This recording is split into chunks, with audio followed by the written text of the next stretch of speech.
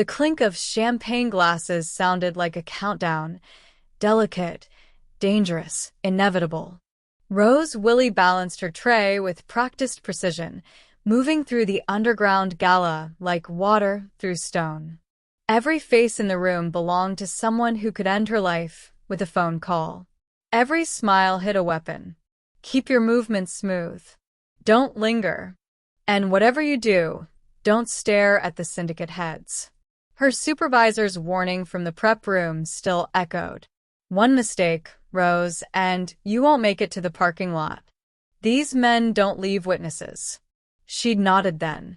But now, surrounded by tailored suits that cost more than her yearly rent and women dripping in gold that could fund entire neighborhoods, the warning felt less like caution and more like prophecy.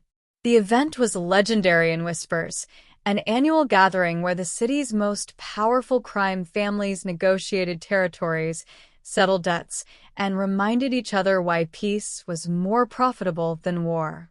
Officially, it didn't exist. Unofficially, it was the night that decided who lived and who disappeared. Rose adjusted her black vest, her deep brown skin glowing under the amber lighting. She looked composed, disciplined even, but her heartbeat told a different story. The kind of rhythm that knew danger when it breathed the same air. She wasn't supposed to be here. A last-minute call from the agency, triple pay for one night's silence.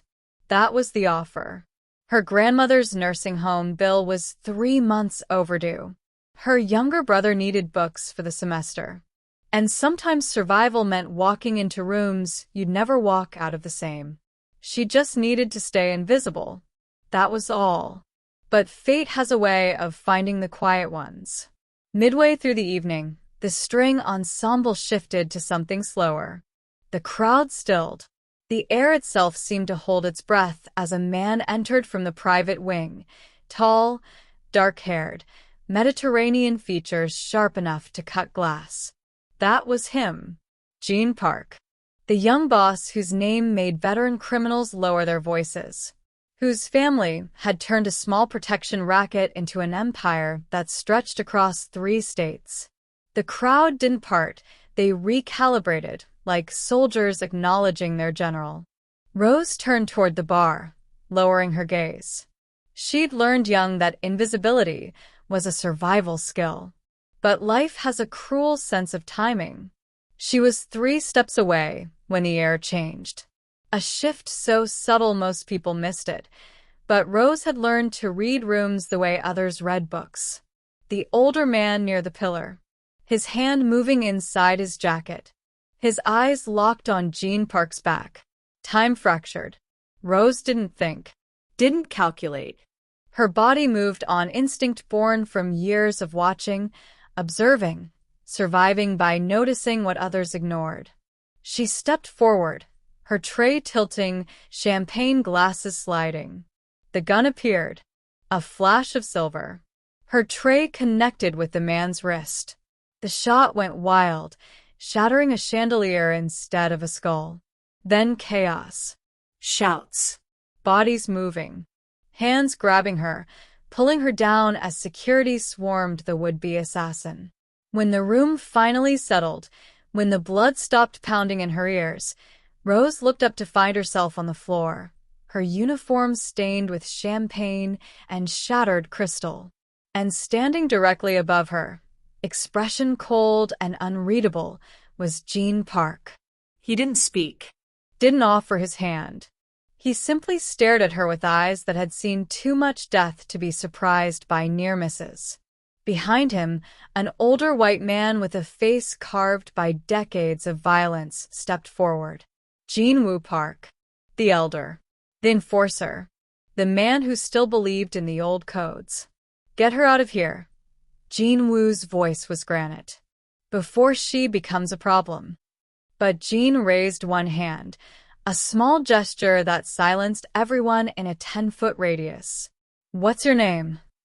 His voice was quiet, controlled, heavy with authority. Rose's throat felt like desert sand. Rose Willie, sir.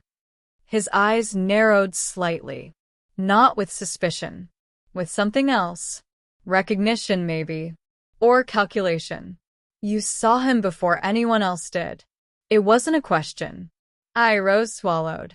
I notice things. It's habit. Jean Wu scoffed. Convenient habit. Convenient timing.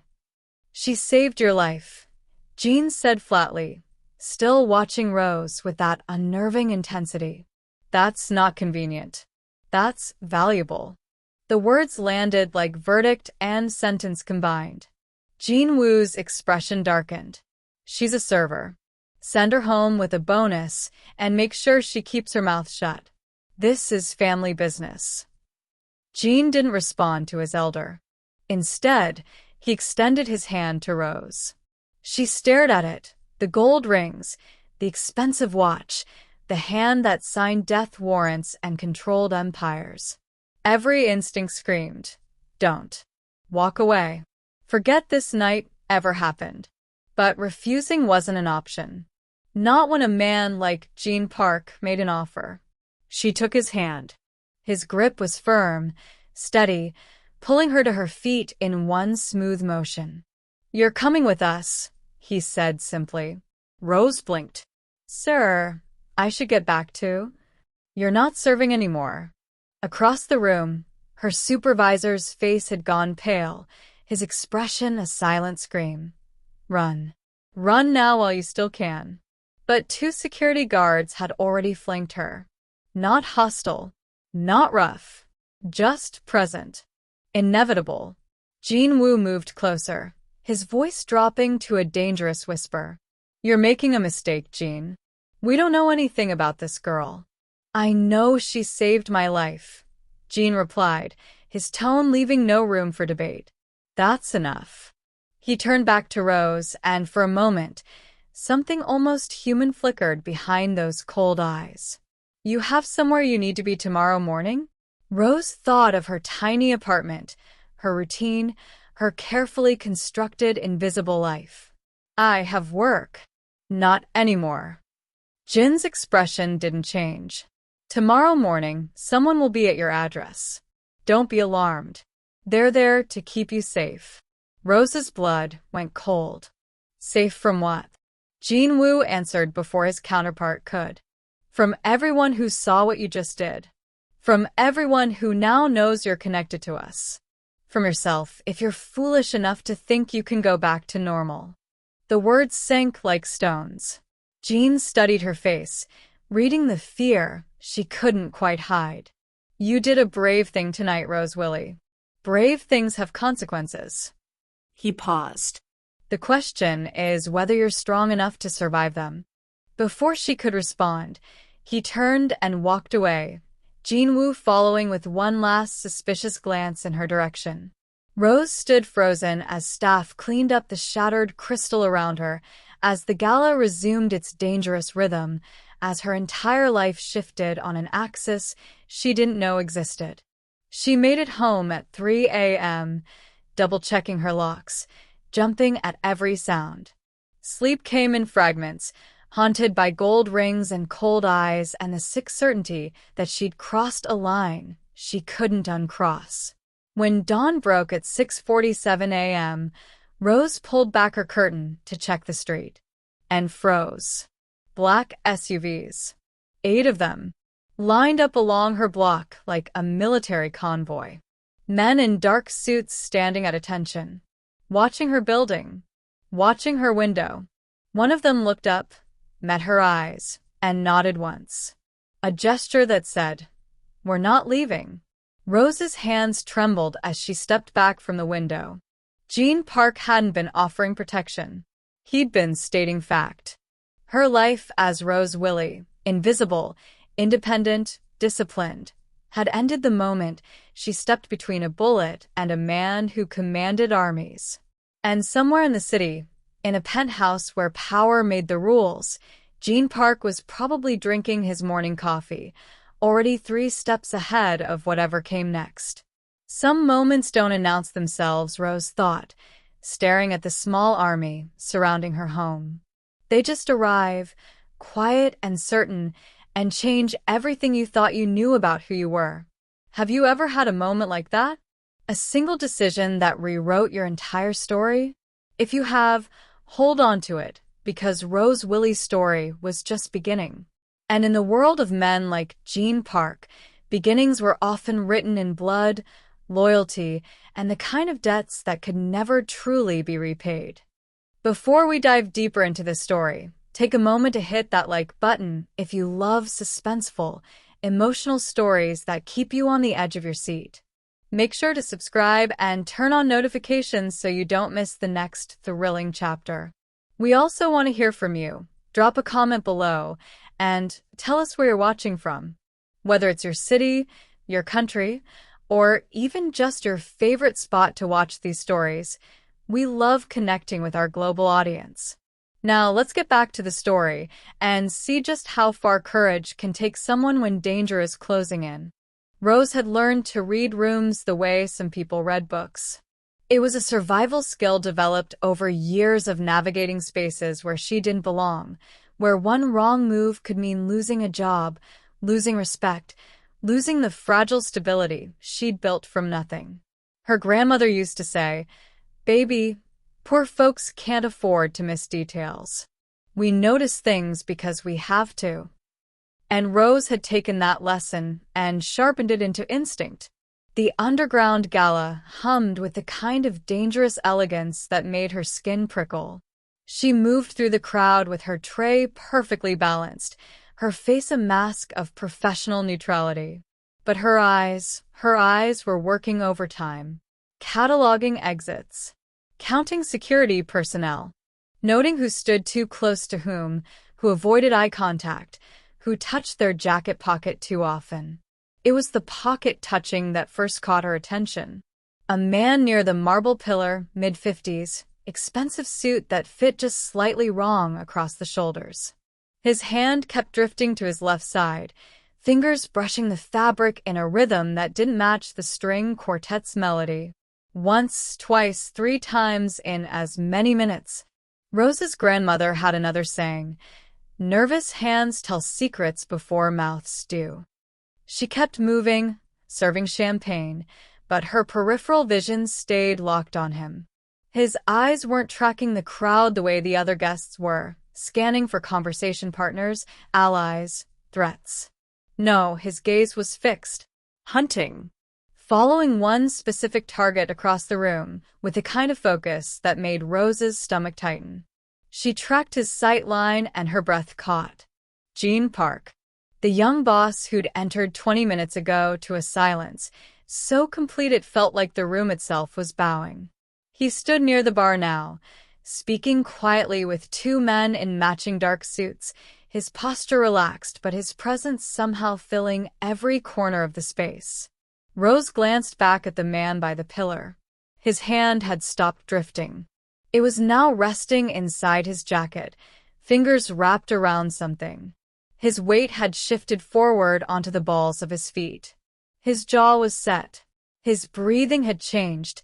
She could see it in the rise and fall of his shoulders. Faster now. The rhythm of someone about to act. Every instinct she'd honed over 23 years of being invisible, of surviving by noticing what others missed, screamed one word. Now. Time fractured into fragments. The man's hand emerging from his jacket, silver glinting under chandelier light. Gene Park turning slightly, oblivious, his profile sharp and vulnerable. The distance between them, maybe 15 feet, maybe less. Security positioned wrong, their attention split between the crowd and the entrance. No one else had seen it yet. No one else was moving. Rose didn't think. Thinking took too long, and Gene Park had maybe 2 seconds left to live. She stepped forward, her body moving on pure instinct. Her tray tilted, champagne glasses sliding, the weight shifting in her hands. 3 steps. 2. The gun was rising, the man's finger finding the trigger, his expression flat and determined, the face of someone who'd made peace with what came next. Rose's tray connected with his wrist just as he fired. The impact sent a shock up her arms, but she held on, pushing up and sideways, redirecting the barrel toward the ceiling. The gunshot cracked through the ballroom like lightning splitting stone. Glass exploded above them, a chandelier shattering into 1,000 glittering pieces that rained down like deadly snow. Then chaos erupted. Screams. Bodies dropping to the floor or surging toward exits. Security swarming from every direction, weapons drawn, shouting commands that overlapped into noise. Rose felt hands grabbing her, pulling her down, and she went with it, her knees hitting marble as champagne soaked through her vest and shattered crystal bit into her palms. Her ears rang from the gunshot. Her hands trembled with adrenaline. But through the confusion, through the bodies rushing past and the security tackling the shooter, Rose looked up and found herself staring directly into Gene Park's eyes. He stood 10 feet away, surrounded by his own security detail now, but his gaze was locked on her with an intensity that made her forget how to breathe. He hadn't dropped to the floor like everyone else. Hadn't flinched. He simply stood there, assessing her with those cold, calculating eyes that seemed to see past skin and bones straight into whatever truth lived underneath. Behind him, an older man appeared, white hair, hard face carved by decades of violence, the kind of presence that made even dangerous men nervous. Gene Woo Park, the elder, the enforcer. Rose had heard kitchen staff whisper his name like a curse. "Get her out of here." Gene Woo's voice cut through the chaos like a blade. "Before she becomes a problem." But Gene raised one hand, a small gesture that somehow silenced everyone within a 10-foot radius. His security stopped moving. The other guests stopped their panicked exodus. Even the air itself seemed to pause. "What's her name?" Jin's voice was quiet, controlled, but it carried an authority that made her spine straighten automatically. Rose's throat felt like sandpaper. "Rose Willie, sir." His eyes narrowed slightly, not with suspicion but with something else. Recognition maybe, or calculation, the look of someone reassessing everything they thought they knew. "You saw him before anyone else did." It wasn't a question, but Rose nodded anyway, unsure if speaking would help or hurt. "I notice things," she managed. "It's habit." Gene Woo scoffed, moving closer. "Convenient habit. Convenient timing." "She saved your life," Gene said flatly, his gaze never leaving Rose's face. "That's not convenient. That's valuable." The words landed like a verdict. Rose felt their weight settle over her shoulders, heavy as chains, binding as blood oaths. She'd crossed a line she hadn't known existed, and somewhere deep in her gut, she understood that her carefully constructed invisible life had just shattered as completely as the chandelier above them. Rose hadn't slept. How could she, when every time she closed her eyes she saw silver metal glinting under chandelier light, heard the crack of gunfire splitting the air, felt the shock of impact traveling up her arms? She'd made it home at 3 a.m, her uniform ruined, her hands still trembling, her supervisor's final words echoing in her skull. "Whatever happens next, Rose, you're on your own. We can't protect you from people like that." She'd triple-checked her locks, pushed her kitchen table against the door, and spent the remaining hours of darkness sitting on her worn couch with the lights off, watching shadows move across her ceiling and trying to convince herself that saving a man's life couldn't possibly be a mistake. By the time dawn broke, she'd almost succeeded. Almost believed that maybe Gene Park would simply forget about her, that last night would fade into the background noise of his dangerous world, that she could return to her invisible existence, serving drinks and staying silent. Then she pulled back her curtain at 6:47, and her heart stopped. Black SUVs. 8 of them lined up along her street like a military convoy, parked with precision that spoke of training and purpose. Men in dark suits stood at attention on the sidewalk, positioned at intervals that covered every angle, every exit, every possible approach to her building. They weren't hiding. They weren't pretending to be anything other than what they were, an occupying force.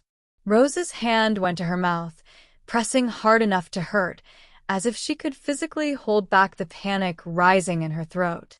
This wasn't protection. This was a declaration. A statement to anyone watching that Rose Willie now belonged to someone powerful enough to deploy a private army in broad daylight without fear of consequences. One of the men looked up, his gaze finding her window with unsettling accuracy. He was younger than the others, sharp-featured, with an earpiece visible and a posture that suggested military background. Their eyes met, and he nodded once, a gesture that somehow conveyed both acknowledgement and warning. "We see you." "We're not leaving." Rose stumbled back from the window, her mind racing. She needed to think, needed to figure out how to extract herself from whatever this was. But even as the thoughts formed, she knew the truth. Extraction wasn't an option. Not when Gene Park had decided she was valuable. Not when 37 witnesses had seen her save his life. Her phone buzzed on the coffee table, making her jump. An unknown number. Her finger hovered over the decline button, but some instinct made her answer. "Ms. Willie." The voice was female, professional, calm as still water. "My name is Una. I'm parked outside your building. Mr. Park has requested your presence for a conversation. I'm here to escort you safely." Rose's throat closed. "And if I refuse?" A pause. Not hostile, but measuring. Mr. Park doesn't typically make requests twice. And given the events of last night, there are people who now view you as either an asset or a threat. Either way, you need protection. We're offering it. "That's not protection," Rose said, her voice sharper than intended. "That's surveillance." "It's both," Una replied with brutal honesty. "The question is whether you'd prefer surveillance or someone else's. Because I guarantee you're being watched by more than just us right now." The words landed like ice water down Rose's spine. She moved to the window again, scanning the street with new eyes. There, a sedan parked 2 blocks down that hadn't been there last night. And across the street, a man in a coffee shop who'd been staring at his laptop without moving for the past 10 minutes. 5 minutes, Una said. "That's how long before the other interested parties decide to make their move." "Your choice, Ms. Willie." Rose closed her eyes. Her grandmother's voice echoed from memory. "Sometimes the only way out is through, baby. And sometimes the scariest door is the safest one to walk through." She thought of her brother, still in college, depending on the money she sent home. Her grandmother's medical bills that never stopped coming. The fragile life she'd built that suddenly felt as substantial as tissue paper in a hurricane. "I need 10 minutes to get dressed," Rose said finally. "You have 7. Una hung up. Rose dressed in the only professional clothes she owned, dark jeans, a simple black sweater, her one good jacket. Her hands shook as she laced her boots, but she forced them steady through sheer will. If she was walking into whatever came next, she'd do it on her feet, with her spine straight and her eyes open. When she stepped outside, the morning air hit her face like a slap. The men in suits moved with choreographed precision, creating a corridor from her building to the center SUV. Neighbors watched from windows, faces pressed to glass, witnessing Rose Willie's transformation from invisible server to someone important enough to warrant an army. Una stood by the vehicle, petite, beautiful, with eyes that missed nothing and a bearing that suggested she could kill in 6 different ways before most people finished screaming. "Ms. Willie," she said with a slight nod. "Shall we?" Rose climbed into the SUV, sinking into leather seats that probably cost more than her monthly rent. The door closed with a solid thunk that sounded disturbingly like a cell locking. 3 vehicles ahead, 3 behind. Protected. Imprisoned. Both. As the convoy pulled away from her building, from her street, from everything familiar, Rose pressed her palm against the tinted window and watched her old life disappear behind her. She'd saved a man's life last night, and now that man was rewriting hers. The penthouse suite occupied the entire top floor of a hotel that Rose had only ever seen from street level, the kind of place where doormen wore white gloves and guests arrived in cars that cost more than houses. Floor-to-ceiling windows framed the city like a photograph, making everything below seem small, manageable, controllable. Rose supposed that was the point. Gene Park stood by those windows, hands clasped behind his back, his silhouette sharp against the morning light. He didn't turn when she entered, didn't acknowledge her presence immediately, and Rose understood this was intentional, a power play, a reminder of who controlled this space, this conversation, this situation. "Thank you for coming," he said finally, his voice carrying that same quiet authority that had silenced an entire ballroom with one raised hand. Rose stayed near the door, her posture straight despite the exhaustion weighing her bones. "Did I have a choice?" Something flickered across his face, approval maybe, or amusement at her directness. "You always have choices, Ms. Willie. Some are just more dangerous than others." Before Rose could respond, a door to her left opened and Jin-woo Park entered. The elder moved like weather, slow, inevitable, heavy with the promise of storms. His pale skin looked almost translucent in the morning light, stretched over bones that had survived decades of violence. Deep lines carve his face into a map of old wars, old betrayals, old bodies buried in silence. He stopped a few feet from Rose, studying her with eyes that had forgotten how to trust. "So this is the girl who saved your life," Jin-woo said, his tone making it sound less like gratitude and more like accusation. "A server. From a staffing agency. Called in last minute." "Yes," Jin replied evenly. Jin-woo's laugh was harsh, bitter. "And you don't find that suspicious? A nobody appears out of nowhere, perfectly positioned to play hero." He turned to Rose, those calculating eyes stripping away pretense, searching for lies. "What's your real story, girl?" Rose forced herself to meet his gaze, even though every instinct screamed to look away. "I don't have a real story. I needed money. They called. I showed up." "Convenient," Jin-woo said, circling her slowly, like a predator assessing prey. 30 years I've been in this life. 30 years watching people try to infiltrate our organization with elaborate schemes. And you expect me to believe you're just some innocent girl who happened to notice what trained security missed?"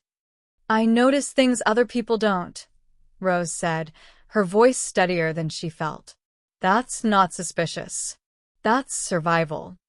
Jin-woo stopped directly in front of her, close enough that she could smell expensive cologne and something underneath it. Gun oil, maybe, or just the scent of a man who'd lived too long in rooms where death was always a possibility. "Survival," he repeated softly. "That's an interesting word, because in my experience, people who survive in our world do so by being smart, calculating, and willing to betray anyone for the right price." He leaned closer, his voice dropping to a whisper that somehow felt more threatening than shouting. "So tell me, Rose Willie, who paid you? Who sent you? And what were your real orders?" "No one sent me," Rose said, her jaw tight. "I'm not part of whatever game you think is being played." "Everyone's part of the game," Jin-woo snapped. "The only question is whether they know it or not." He turned to Jean, his expression darkening. "This is a mistake. She's a liability, a weakness, and weakness gets people killed." Jin's voice cut through the tension like a blade. "She saved my life. Or the assassination was staged to fail, so she could earn your trust," Jin-woo countered. "It's the oldest play in the book. Create a crisis, provide a solution, gain access. And you, Jean, you've given her exactly what she wanted: protection, proximity, influence. The word influence hung in the air like smoke. Jean moved from the window, his footsteps silent on the expensive carpet. When he spoke, his voice carried an edge Rose hadn't heard before. You think I'm being played? I think you're being reckless, Jean Wu said bluntly. This girl appears, saves your life in front of witnesses, and now you're treating her like she's one of us? You're letting sentiment cloud judgment. It's not sentiment, Jean replied. It's pragmatism. She saw the assassin before anyone else. That kind of awareness is rare. Valuable. Jean Wu's expression twisted into something bitter. You sound like your father. He trusted the wrong people too. Look where that got him. The temperature in the room dropped. Jin's face remained calm, but Rose saw his hands tighten slightly, the only betrayal of emotion. I'm not my father, Jean said quietly, each word precise and sharp. No, Jean Wu agreed, his voice heavy with something between disappointment and resignation. Your father understood that power requires sacrifice. That sentiment makes you weak. That outsiders are always outsiders, no matter how useful they seem. He looked at Rose with open disdain. She's disrupting the discipline we've built.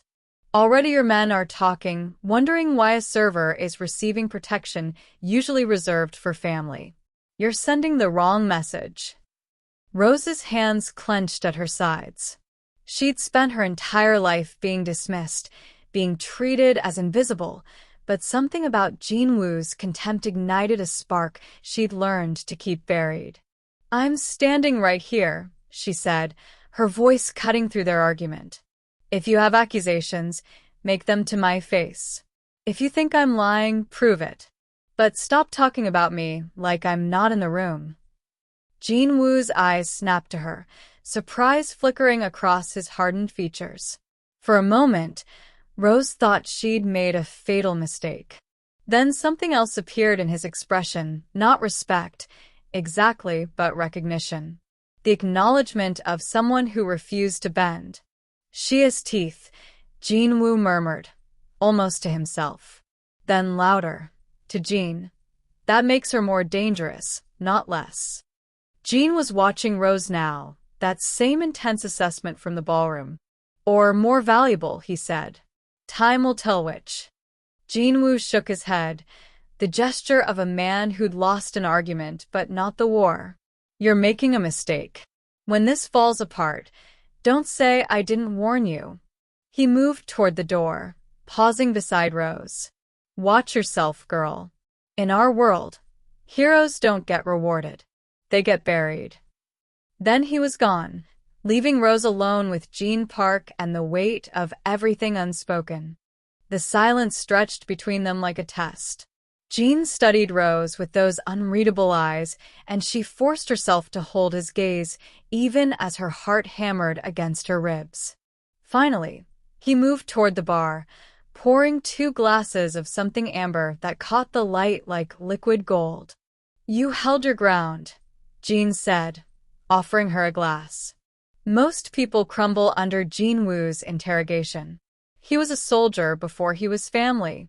Knows how to break people with words alone. Rose didn't take the drink.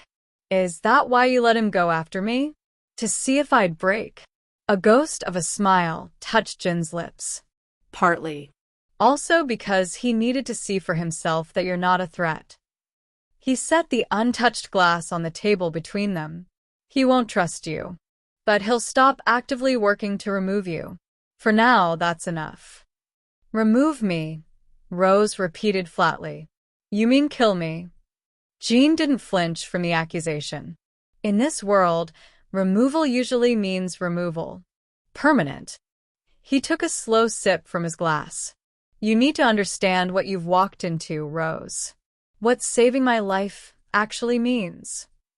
Then explain it to me, Rose said, exhaustion and frustration bleeding through her careful composure.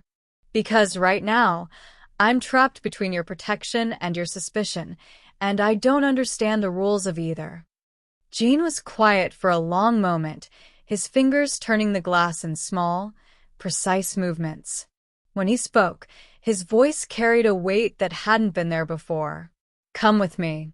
There's something you should see. He led her through the penthouse to a door she'd assumed was a closet. Instead, it opened to a private elevator, the kind that required both a keycard and a fingerprint to activate. They descended in silence, the floors ticking by on a small digital display. When the doors opened, Rose found herself in a space that felt more like a bunker than a basement. Concrete walls, reinforced steel doors, air that tasted recycled and cold.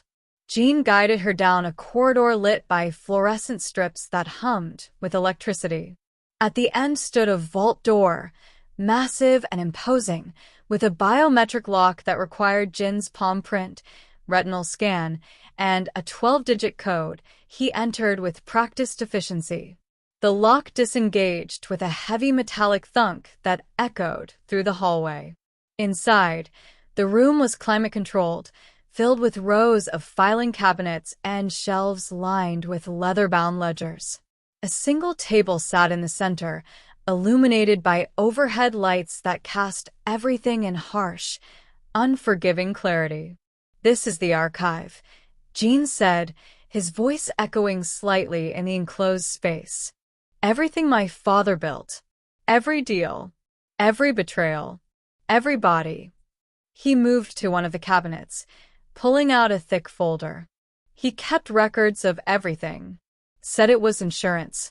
Proof that if he went down, he'd take half the city's power structure with him. Rose watched as Jean opened the folder on the table. Photographs spilled out, crime scenes, surveillance shots, images of men shaking hands in dark rooms. Beneath them, documents covered in dense handwriting, columns of numbers, names and dates that read like a catalog of sins. "My father was a different kind of leader," Jean continued, his fingers tracing the edge of one photograph. A warehouse, bodies covered in white sheets, police tape bright against the darkness.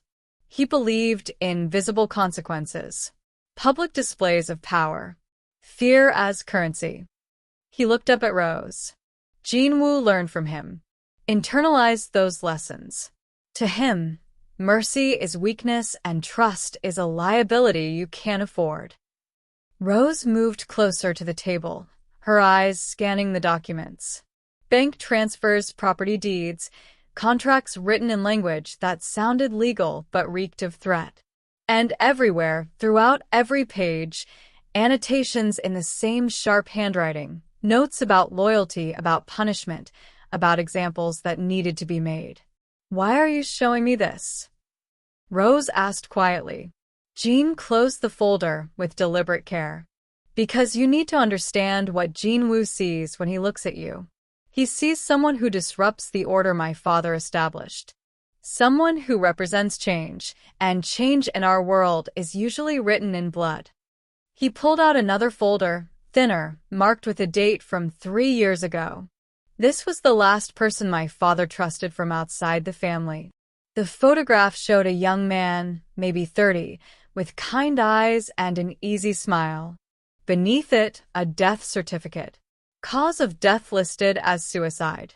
But the handwritten note in the margin told a different story. Betrayed trust. Made example. Message received. Rose's stomach turned. "Your father killed him." "My father killed everyone who disappointed him," Jean said, his voice empty of emotion. "He built this empire on fear and blood. And when he died, that empire passed to me." He looked at Rose directly. "Jean Wu wants me to rule the same way, to be the same kind of leader. But I'm not my father." "What kind of leader are you?" Rose asked. Jean was quiet, his jaw working as he considered the question. "I don't know yet," he admitted finally. "But I know I need people around me who can see threats before they materialize, who notice details others miss, who react on instinct when trained professionals freeze. He gestured to the archives surrounding them. My father's way required absolute loyalty bought through terror. I want to build something different, something that lasts beyond fear.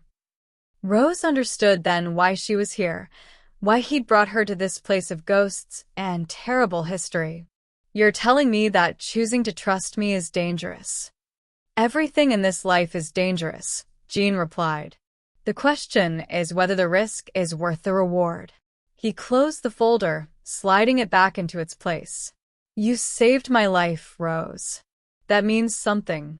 But it also makes you a target. Everyone who saw it now wonders what you want, what you're planning, whether you're a threat or an asset. His eyes met hers. So, I'm giving you a choice. You can walk away. I'll provide protection for you and your family, set you up somewhere safe, somewhere far from this world. Or you can stay. Learn how to survive here. Become part of something that might be better than what came before. The weight of the offer settled over Rose like snow, quiet, cold, inevitable. Walk away and always wonder who might be watching. Or stay and become something she'd never imagined she could be. She thought of her grandmother's words. Sometimes the only way out is through. If I stay, Rose said slowly. What happens next? Jin's expression didn't change, but something shifted in his eyes. Respect, maybe. Or recognition of someone who'd just chosen the harder path. Then you learn, he said simply. And you never stop watching. Rose had learned to read rooms the way other people read books.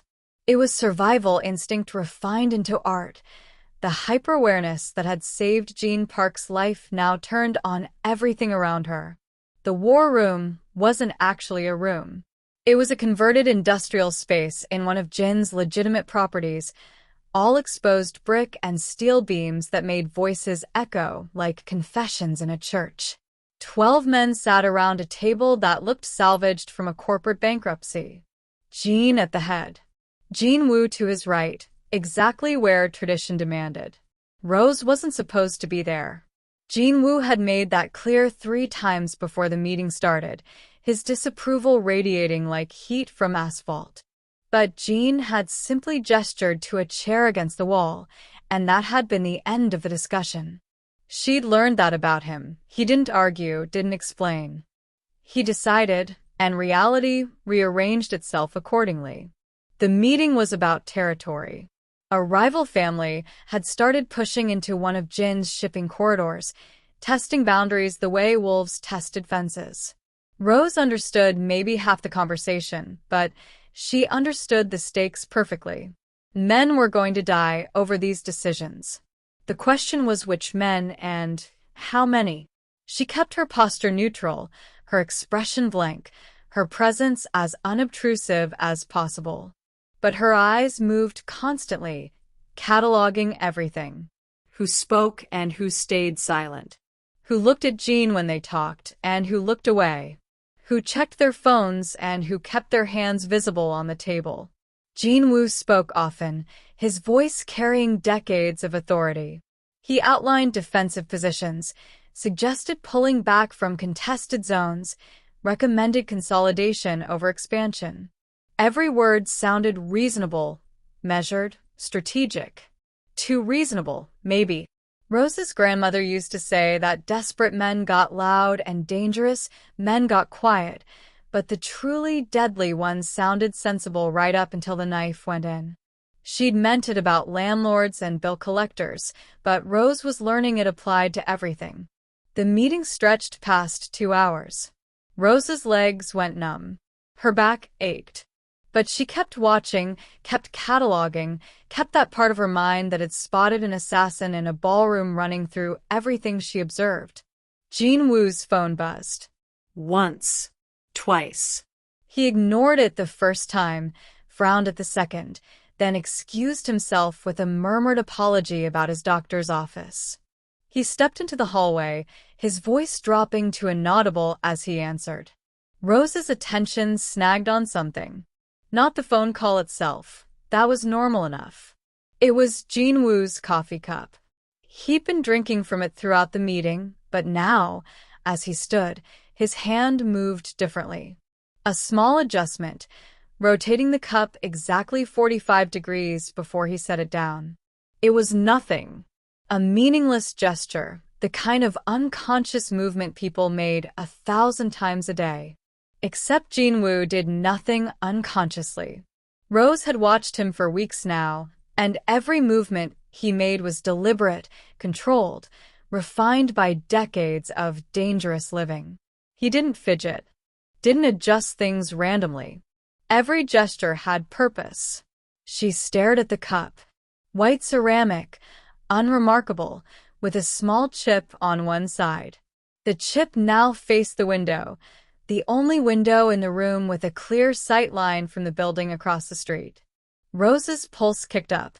Her mind raced through possibilities, trying to find an innocent explanation and failing. She looked at Jean, who was discussing logistics with one of his captains, his attention fully engaged. No one else had noticed.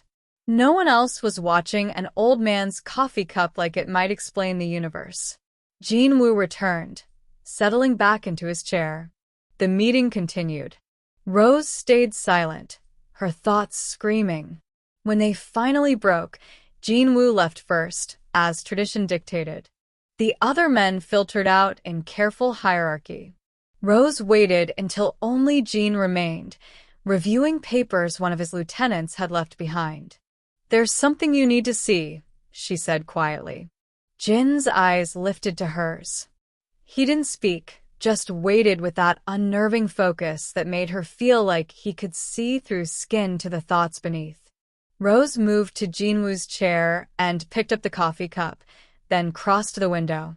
She held it up so the chipped side faced outward, exactly as Jinwoo had positioned it. "He rotated this," she said, "right before his phone call. 45 degrees, precise. The chip faces this window now." She paused, weighing her next words. "This is the only window with clean sight line to the building across the street." Jean stood slowly. He moved to her side, his presence like standing near something that could detonate. He studied the cup, the window, the angle. His expression didn't change, but something shifted in his posture, a tightening, like a weapon being cocked. "You're sure?" he said. Not a question. I'm sure he moved it deliberately. I'm sure it's the only window that's exposed. I'm sure, Rose's voice caught.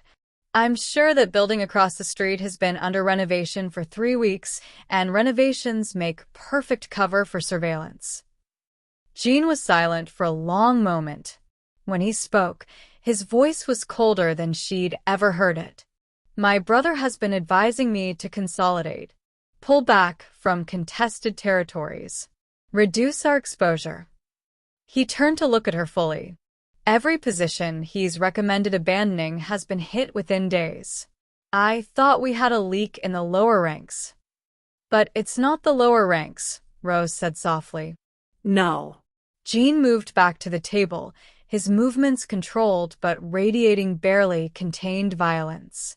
"It's the man who raised me, who taught me everything, who sits at my right hand because tradition and blood say he belongs there."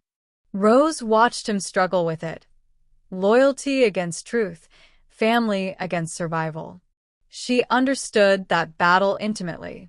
She'd been fighting versions of it her whole life. "What are you going to do?" she asked. Jean picked up the coffee cup, studied it like it was evidence in a trial where the verdict had already been decided. "I'm going to verify what you've told me.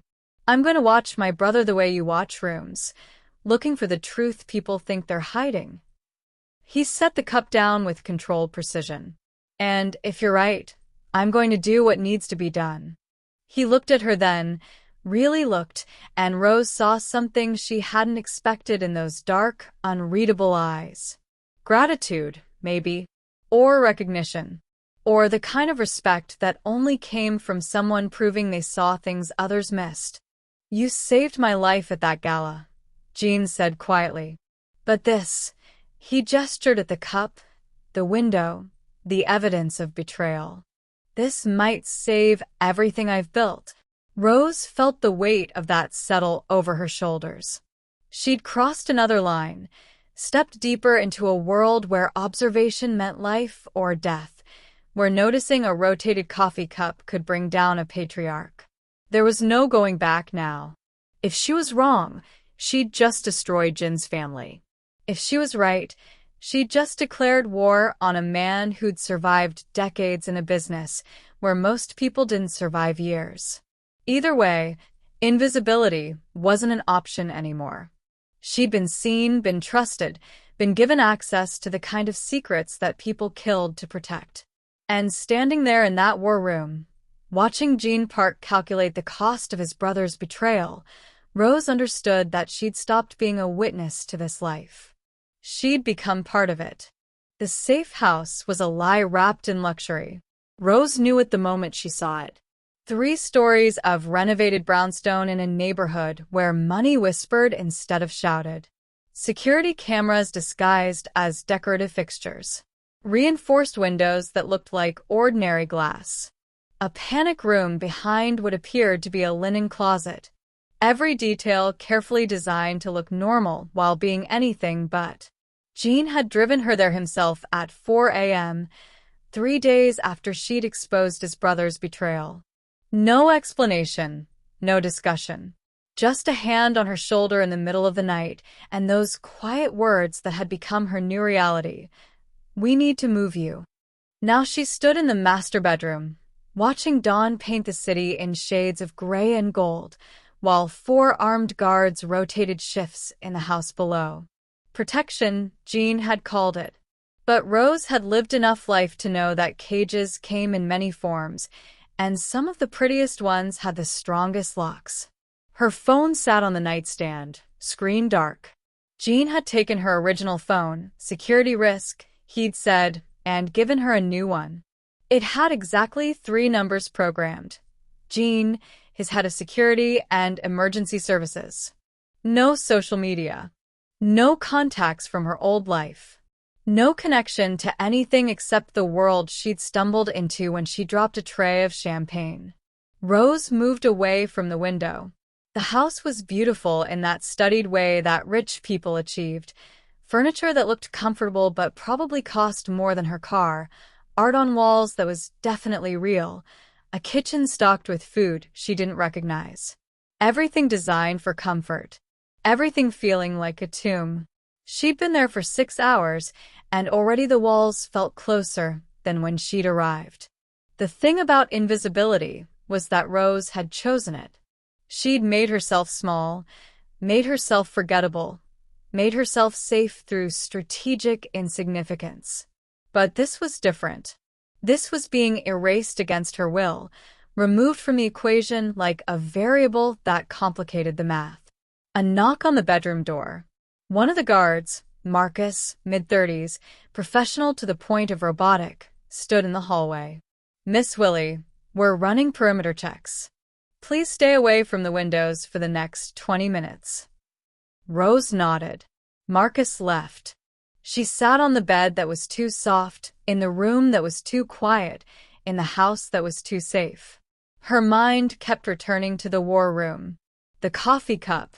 Jin's face when he'd understood what his brother's betrayal meant. She'd been there for that. She'd been part of the moment when everything shifted, when strategy became personal and family became enemy.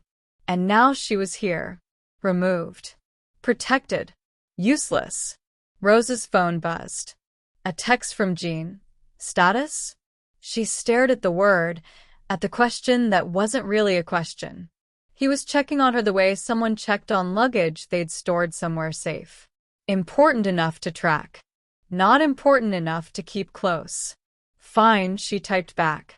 Then, because fine was inadequate for what she was feeling, the house is secure. 3 dots appeared immediately. Disappeared. Appeared again. Finally good. Stay there until I send word. Rose's thumb hovered over the keyboard. She wanted to ask when that would be. Wanted to ask what was happening with Jinwoo, with the rivals, with the territories they'd discussed in that meeting. Wanted to know if the war she'd helped start was being won or lost. Instead, she typed, "Understood." The conversation ended. Rose set the phone down and looked around the bedroom again. High ceilings, Crown molding. a bathroom with heated floors, and a shower big enough for 3 people. Every comfort, every amenity, everything except purpose. She'd spent 3 years making herself invisible because visibility meant danger. But somewhere between that ballroom and this brownstone, something had shifted. She'd gotten used to being seen, not by everyone, but by the right people. By Jean, who looked at her like she was more than furniture. By his inner circle, who'd started nodding to her when she entered rooms. By herself, in mirrors, seeing someone who mattered instead of someone who survived by not mattering. And now she was back to invisible. Different kind, same result. Rose stood and walked to the window despite Marcus's warning. The street below looked empty, peaceful, normal. A jogger passed. A dog walker. A delivery truck making early rounds. The world continuing exactly as it always had, completely unaware that somewhere in this city, powerful men were destroying each other over territory and betrayal and blood. She pressed her palm against the glass. It was cool, solid, real. On the other side was everything, danger and purpose, and the feeling of being part of something instead of just watching it happen. Her phone buzzed again. Not Jean this time. Unknown number. Rose stared at it, instinct screaming warnings she'd learned to trust. She answered anyway. "Hello." Silence. Then breathing.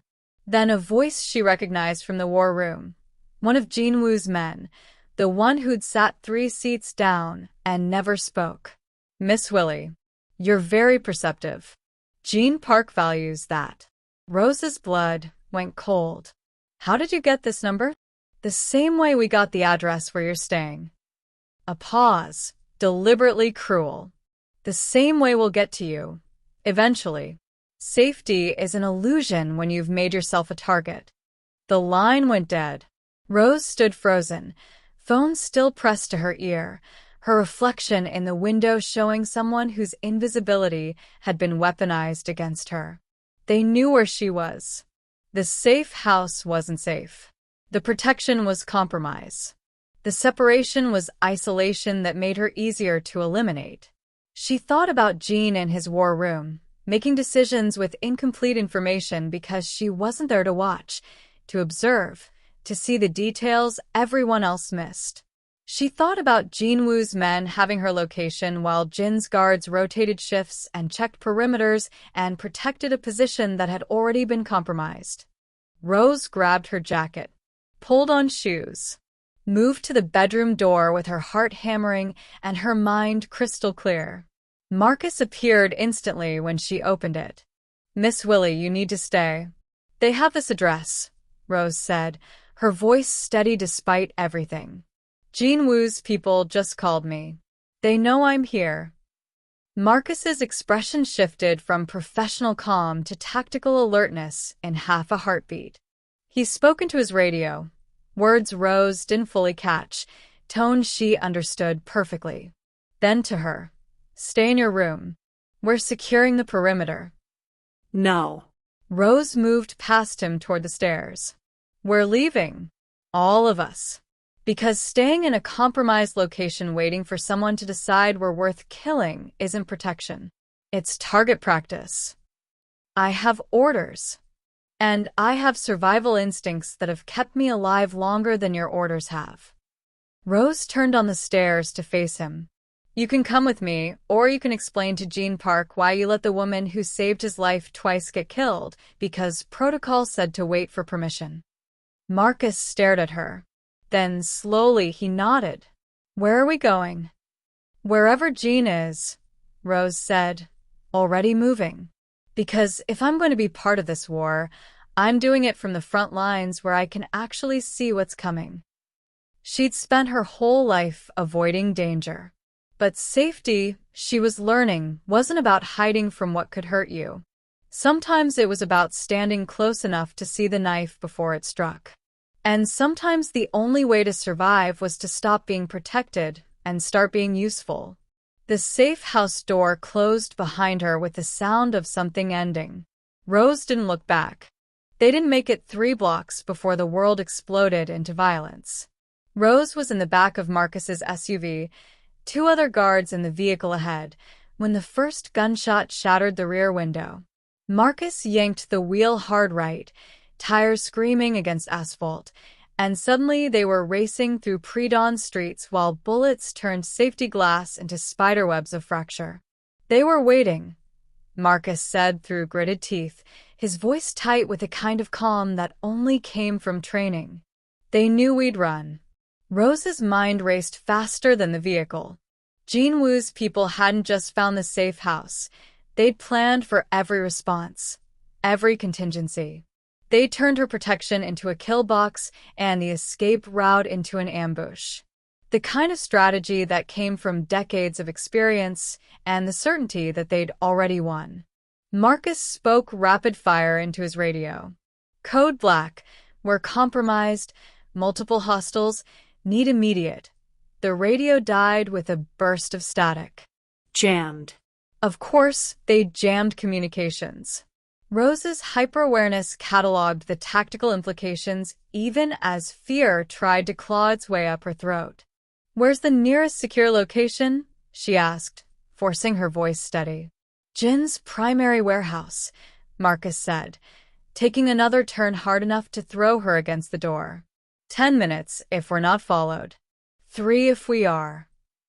The vehicle ahead of them swerved suddenly, then fishtailed. Rose watched in horror as it clipped a parked car and spun out, 2 wheels lifting off the ground before crashing back down. The SUV ground to a halt, doors opening, guards spilling out with weapons drawn. Marcus cursed. Stopped. Stay in the car. They're pinned, Rose said, watching the street behind them through the fractured rear window. 2 sedans had appeared, boxing in the disabled SUV. Men emerged with the kind of efficient precision that meant military training or something close enough to kill just as effectively. Marcus was already out, moving to support his team. Rose watched them take defensive positions behind the vehicles, watched the attackers advance with coordinated movements that spoke of rehearsal and planning. This wasn't improvised. This was execution, literal and methodical. And Rose was sitting in a car, waiting to be killed or captured because that's what protected people did. They waited. They let others fight for them. They survived by being useless. She opened the door. The night air hit her face, cold and sharp and real. Gunfire echoed between buildings, making it impossible to tell which direction held safety and which held death. Rose moved to where Marcus had taken cover behind the engine block, his weapon trained on advancing figures. I told you to stay in the car, he said without looking at her. And they're about to flank you from that alley, Rose said, pointing to the narrow gap between buildings 30 yards to their left. 2 men, moving low, using the parked cars for cover. You're watching the front, but they're coming from the side.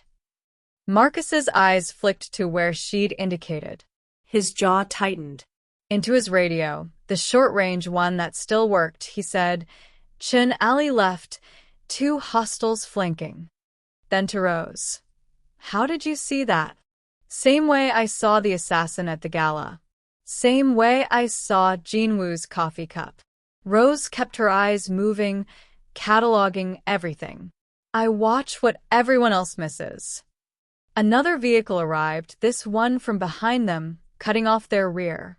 Rose counted 5 new hostiles. Her mind automatically calculated angles, cover positions, tactical advantages. She'd never fired a gun in her life, never trained for combat, never wanted anything to do with violence. But she understood geometry, understood prediction, understood how to read the pattern of movement and see what came next. The delivery truck, she said suddenly, pointing to a commercial vehicle parked 40 feet ahead. They haven't secured it yet. If we can reach it, we can use it for mobile cover to the warehouse. Marcus looked at her like she'd grown a second head. That's insane. Staying here is suicide, Rose countered. They have position, numbers, and coordination. Every second we wait, more arrive. But they're focused on the disabled SUV. They haven't fully surrounded us yet. We have maybe 30 seconds before that window closes. Marcus made a decision. Into his radio. Fall back to the delivery truck. Mobile cover to primary warehouse. Willie's leading tactical observation. If the situation weren't so deadly, Rose might have laughed. Instead, she watched the spaces between movements, the gaps in their attackers' coordination, the fraction of time when changing positions would leave them exposed. Now, she said. Chun moves first, covering fire high. You're next. I'm last because they won't expect me to run. It happened fast. Chun broke from cover, laying down suppressive fire. Marcus followed, running low and fast. Rose counted 2 heartbeats, the exact moment when their attackers were reloading, repositioning, reacting instead of acting, and sprinted. Bullets hit concrete where she'd been standing. Glass shattered somewhere to her right. Her lungs burned, but she didn't stop, didn't think, just ran until Marcus's hand yanked her behind the delivery truck's bulk. You're either brilliant or insane, he panted. Both, Rose said. And they're regrouping. We have maybe 20 seconds before they adjust. The warehouse. How far? 6 blocks. Rose looked at the truck's cabin. Keys were in the ignition, small miracle of urban laziness. Then we drive. Fast and loud, and straight through anything that gets in our way. They piled in, 4 guards and 1 server who'd somehow become a tactical coordinator in a war she'd never wanted. Marcus took the wheel. The engine roared to life. And they crashed through the night toward Jin's warehouse like a bullet aimed at the only sanctuary left. The warehouse appeared ahead, massive steel structure with rolling doors and guards who actually looked prepared instead of surprised. Marcus laid on the horn. The doors opened. They screamed inside, and the doors slammed shut behind them with the finality of a vault closing. Rose stumbled out of the truck, her legs shaking, her whole body vibrating with adrenaline and fear and the electric realization that she'd just survived by being useful instead of protected. Gene appeared from somewhere deeper in the warehouse, his expression dark with fury and something else, relief, maybe, or recognition that she defied orders and survived anyway. He looked at Marcus, at the bullet-riddled truck, at Rose, standing there with her hair wild and her hands steady, and her eyes already scanning the warehouse for threats nobody else had noticed yet. They knew everything, Rose said before he could speak. The safe house, the escape route, the response protocols. Jin Woo didn't just leak information. He gave them a playbook. Jin's jaw tightened. Around them, his security team moved with urgent efficiency, securing positions, checking equipment, preparing for the siege that everyone knew was coming. This ends tonight, Jean said quietly, the words carrying the weight of decision that couldn't be unmade. My brother chose his side. Now I choose mine. He looked at Rose with those dark, unreadable eyes that had become familiar somehow, dangerous and safe at the same time. You should have stayed where I put you, he said. Rose met his gaze, without flinching. I stayed alive. Everything else is negotiable. Something flickered across his face. Approval, maybe, or the recognition that she'd stopped being someone he protected and become someone he fought beside. The distinction mattered. In this world, in this moment, it might be the only thing that did. Outside, the night held its breath. Inside, a woman who'd built her life on invisibility stood in the center of a warehouse full of armed men, waiting for a war she'd helped start to finally reach its conclusion. And for the first time since that ballroom, Rose Willie felt exactly where she belonged. Jinwoo arrived at dawn with 12 armed men and the kind of confidence that came from believing he'd already won. Rose watched from the warehouse's second-floor office as the convoy pulled up to the reinforced gates. Jin stood beside her, his posture rigid, his face carved from something harder than stone. He'd known this moment was coming since she'd shown him that coffee cup. He'd prepared for it tactically, strategically, emotionally. But preparation and readiness weren't the same thing, and Rose could see the cost of this confrontation in the tightness around his eyes. "He'll deny everything," Jean said quietly. "He's had decades of practice lying to people more dangerous than me." "He won't deny what he can't explain," Rose replied. She held a tablet, security footage, phone records, surveillance data that Jin's people had compiled over the past 72 hours.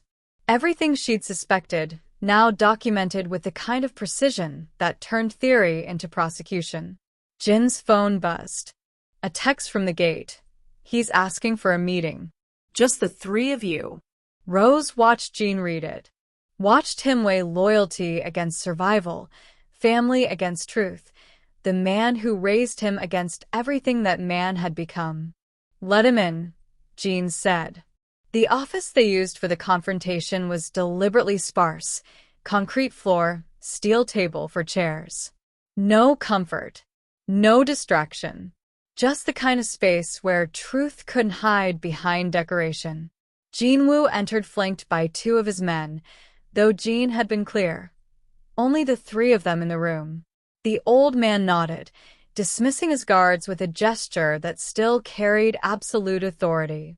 He looked at Rose first, his expression impossible to read. Then at Jean.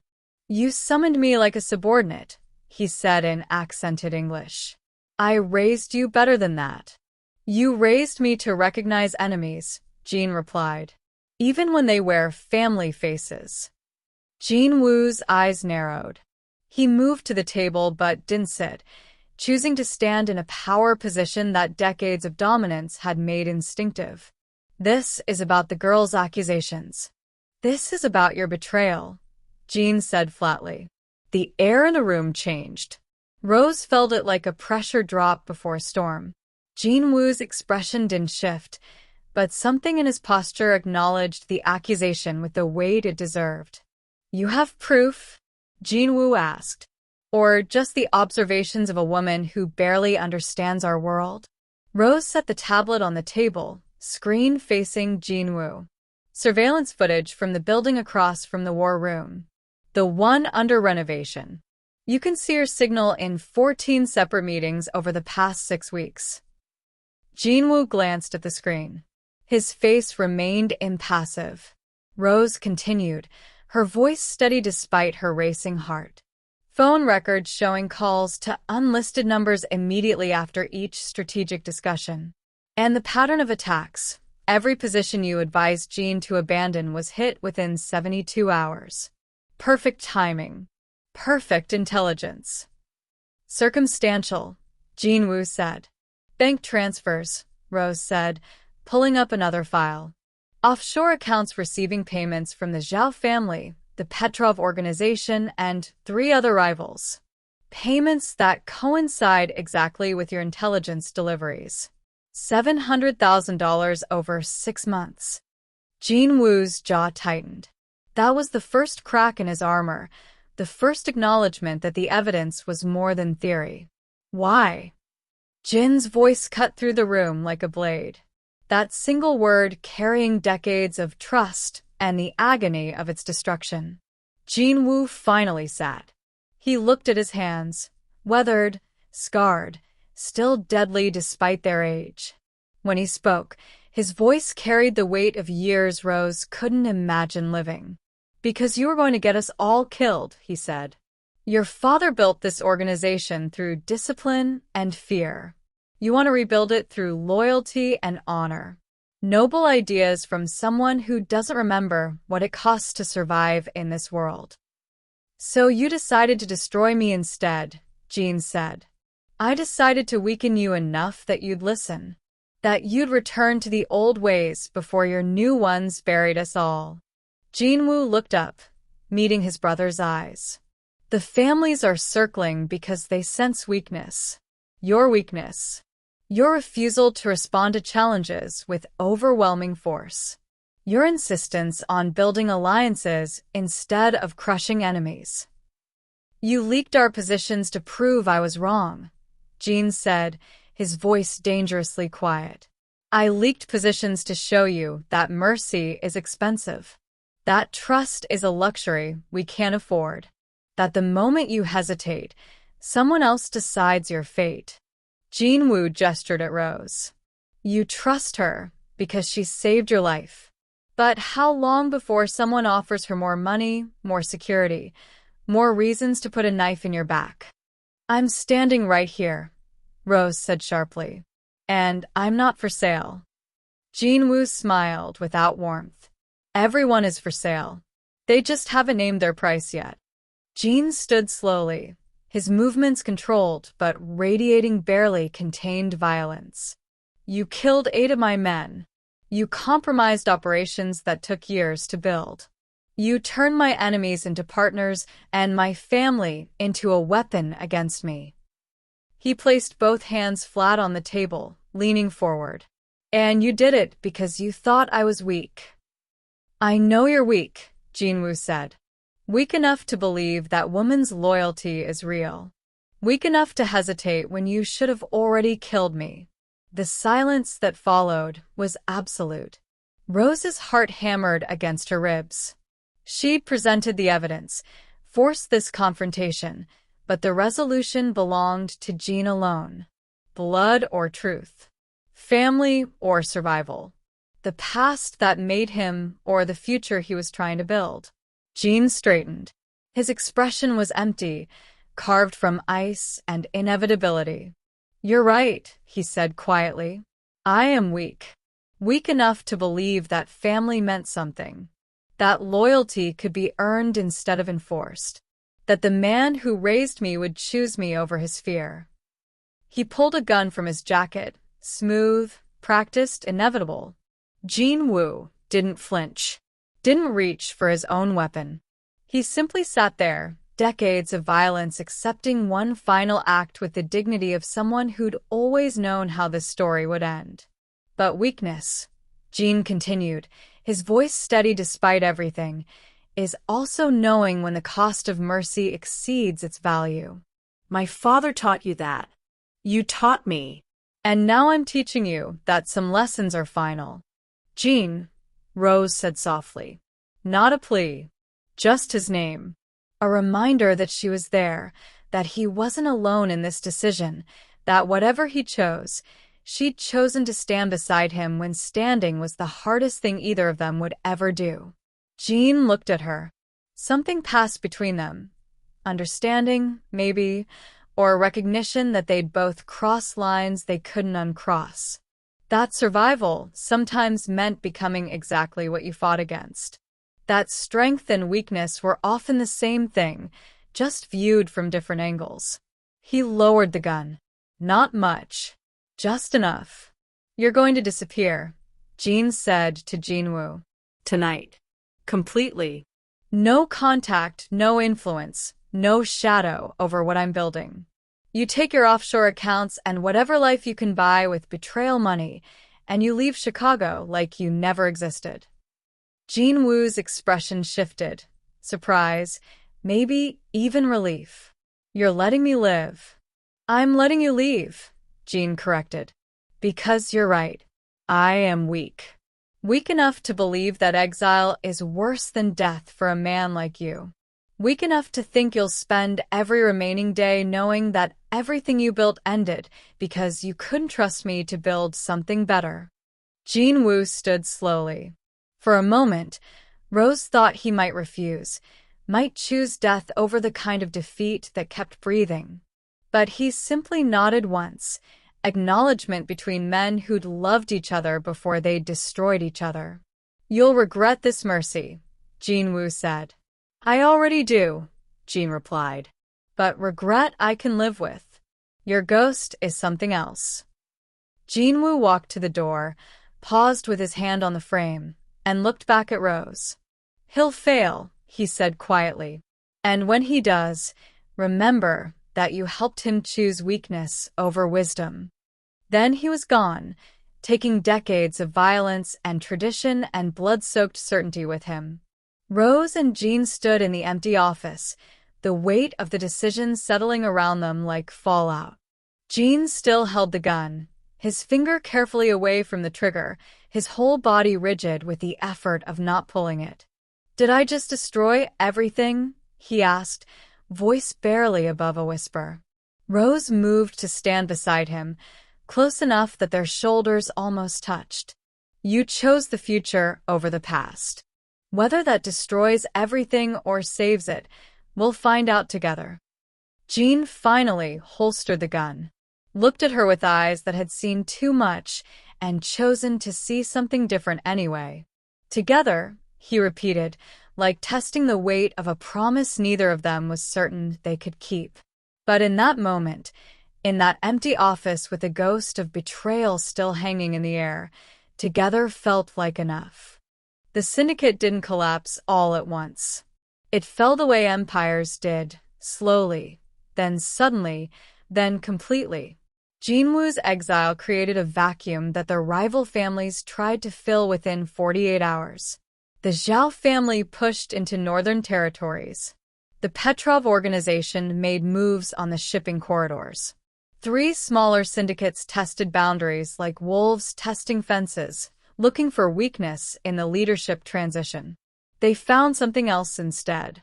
Rose stood in what had been the war room, now transformed into something that looked more like a corporate headquarters than a criminal command center. Glass walls instead of concrete.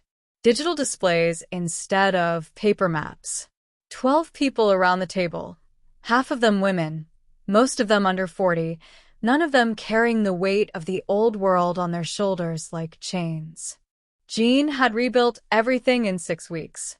Not the organization itself that still existed, still operated, still held power, but the philosophy behind it. The how and the why. The difference between ruling through fear and leading through something harder to name, but easier to sustain. "The Zhao family is requesting a meeting," said Sarah Chen, Jin's new head of operations.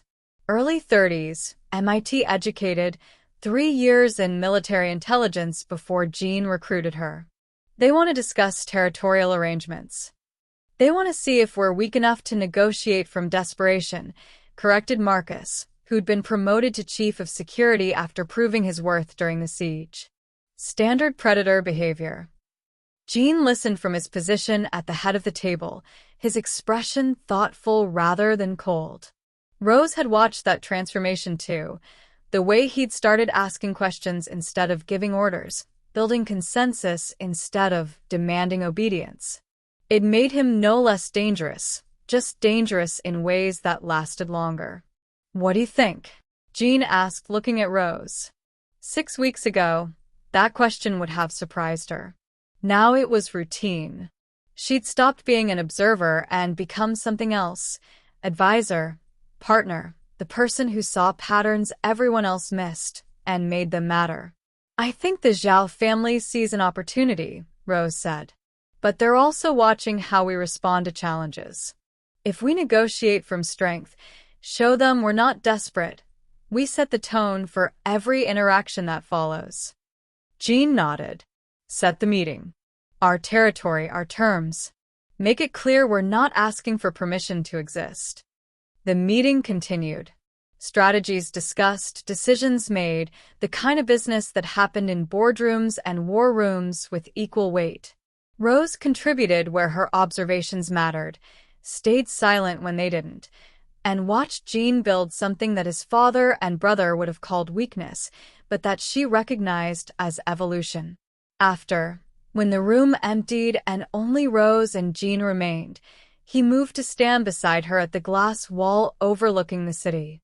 Chicago spread out below them like a map of possibility, all lights and shadows and territory that meant different things depending on who claimed it. My father would have killed everyone who challenged him, Jean said quietly. Made examples. Burned everything until the message was clear. Your brother would have done the same, Rose added. And I'm negotiating. Jin's voice carried something that might have been doubt, or might have been acceptance. Building alliances with people who wanted me dead 6 weeks ago. Trusting people I barely know because trust is the only thing that builds something sustainable. Rose turned to face him. You're building something that survives you. That's not weakness. That's legacy. Jean looked at her with those dark eyes that had become familiar in ways she couldn't have predicted that night in the ballroom. You could leave, he said. Walk away from this. I'd make sure you were protected, set up somewhere safe. You've paid whatever debt you thought you owed a dozen times over. Is that what you want? Rose asked. No. The answer came without hesitation. But what I want and what's fair aren't always the same thing. Rose moved closer, closing the distance between them with a kind of certainty she'd learned by surviving moments when certainty was the only thing that mattered. I didn't stay because of debt. I stayed because invisibility stopped being survival and started being surrender. I stayed because I'd rather be part of something dangerous than safe in something meaningless. This will always be dangerous, Jean said. I know. Rose held his gaze. But it's also mine. Not because you gave it to me or because I stumbled into it. Because I chose it. Every day since that ballroom, I've chosen this. Chosen you. Chosen a life where being seen means something instead of nothing. Jin's hand found hers, fingers intertwining with a kind of deliberate care he brought to everything that mattered. Together, he said, echoing the promise from that empty office where he'd chosen mercy over vengeance. Together, Rose confirmed, building something new from the ashes of everything old. 3 months later, the Zhao family signed a cooperation agreement.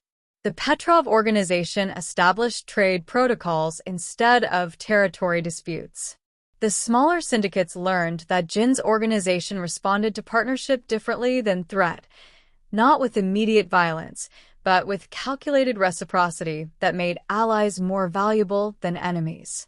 The old guard called it weakness. The new generation called it smart business. Rose called it survival through evolution, the kind that recognized that power changed forms but never disappeared, and sometimes the strongest thing you could do was refuse to repeat the patterns that killed everyone who came before. Rose thought saving someone's life would be the end of the story. A heroic moment, a debt repaid, a return to normal. But in Gene Park's world, saving his life didn't free her. It bound her to him forever. Now she's trapped between two brothers, one who sees her as an asset and one who sees her as a threat. Between a world of luxury built on violence and the quiet, humble life she fought so hard to protect. The question isn't whether she'll survive. It's whether she'll remain invisible or finally claim the power she's been hiding all along. Because sometimes the most dangerous thing you can do isn't picking up a weapon. It's letting someone see who you really are. Rose saved the Mafia boss's life with one split-second decision. But the real question is, can she save herself from what comes next?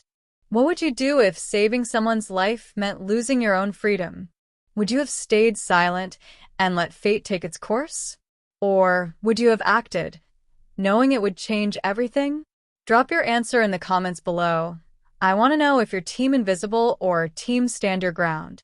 And if you're hooked on Rose's story and want to see what happens when Jinwoo discovers the truth, or how Rose transforms from a humble server into someone the entire syndicate fears, hit that subscribe button and turn on notifications so you don't miss other interesting stories like this. Like this video if you believe Rose has what it takes to survive this world. Share it with someone who loves intense mafia romance and strong female leads who refuse to stay in the background. Because Rose's journey is just beginning. And trust me, What happens next will leave you breathless.